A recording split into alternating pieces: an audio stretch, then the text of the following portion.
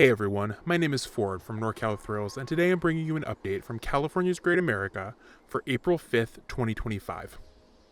It's opening day, which means that the park is open for another year of fun and thrills.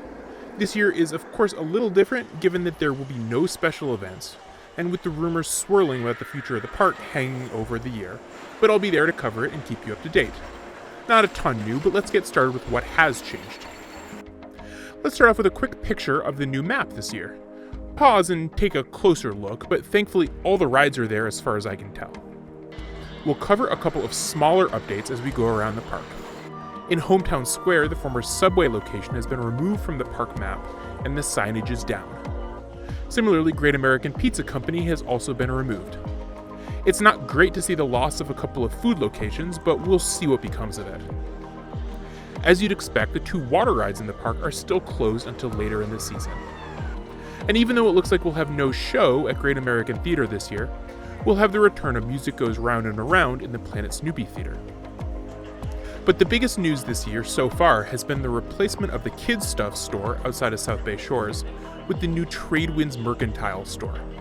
As you can see, the inside of the new store looks great, with some interesting quotes on the wall, this little ship, and some displays that fit really well with the South Bay Shores look.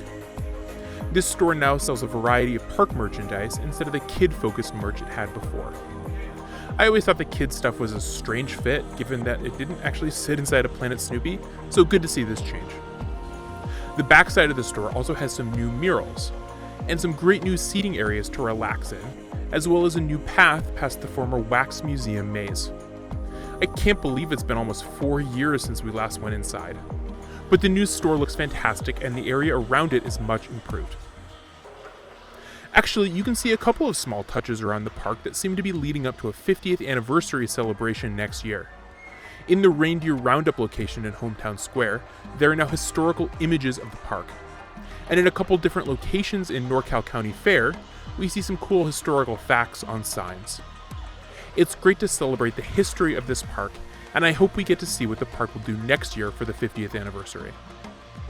And that'll wrap up our brief update for the day. It's wonderful to be back at the park after the off-season, and it's great to see Great America continuing to improve less pretty areas. I love seeing the little touches that seem to presage the coming 50th anniversary celebration next year. This year is going to be an interesting one at the park, and I'll be there to cover it for you. My next visit will be of Discovery Kingdom at the end of May.